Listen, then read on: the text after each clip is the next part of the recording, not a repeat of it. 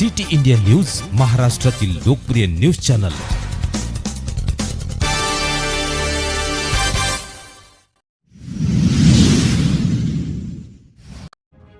कृषी विषयक संशोधन अधिकाधिक शेतकऱ्यांपर्यंत पोहोचवण्यासाठी प्रयत्न करावेत। विधान परिषदेच्या उपसभापती डॉक्टर नीलम गोऱ्हे। बारामती दिनांक 7 ऑक्टोबर शेतकऱ्यांच्या उत्पन्नात वाढ होऊन त्यांच्या शेतमालाला योग्य प्रकारे भाव मिळण्यासोबतच नैसर्गिक आपत्तीच्या काळात पिकांचे होणारे नुकसान टाळण्याकरिता कृषी विषयक संशोधन अधिकाधिक शेतकऱ्यांपर्यंत पोहोचवण्यासाठी प्रयत्न करावेत, असं प्रतिपादन विधान परिषदेच्या उपसभापती डॉक्टर नीलम गोऱ्हे यांनी केले।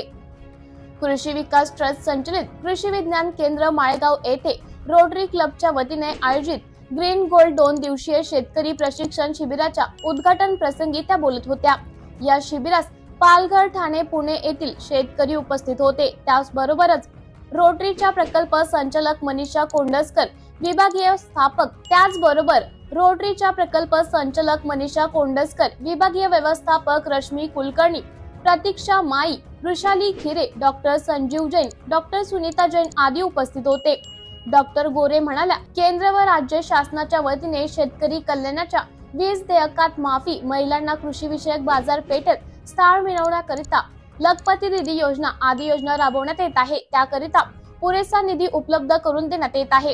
कृषी विभाग, ॲग्रोवन, कृषी विषयक काम करणाऱ्या संघटनांमार्फत या योजनेबाबत जनजागृती केली जात आहे। शासनाच्या वतीने सुरू करण्यात आलेल्या शेतकरी आठवडी बाजारामुळे शेतकरी ग्राहकाला थेट शेतमाल विक्री करता येत आहे। शेतकरी आठवडी बाजारपेठेत पूर्ण मागणी प्री ऑर्डर घेण्याबाबत विचार करण्यात यावा। मुख्यमंत्री एकनाथ शिंदे यांना कृषी विषयक कामाबाबत केंद्र सरकारच्या वतीने पुरस्कार प्रदान केला आहे। कृषी विषयक प्रकल्प संशोधन, कृषी उद्योग तसंच बियाणे, खते, औषध मधील भेसळ आदींबाबत जनजागृती करण्याकरिता प्रशिक्षण आणि शेतकऱ्यांचे मंच, व्यासपीठ निर्माण झाले पाहिजेत। कृषी पर्यटन क्षेत्रातही काम करावे। उत्पादक शेतकरी आणि पाठपुरवठादार यांचा समन्वय, शेतकऱ्यांचे स्वयंसहाय्यता गट स्थापन करण्याकरिता पुढाकार घेण्यात यावा।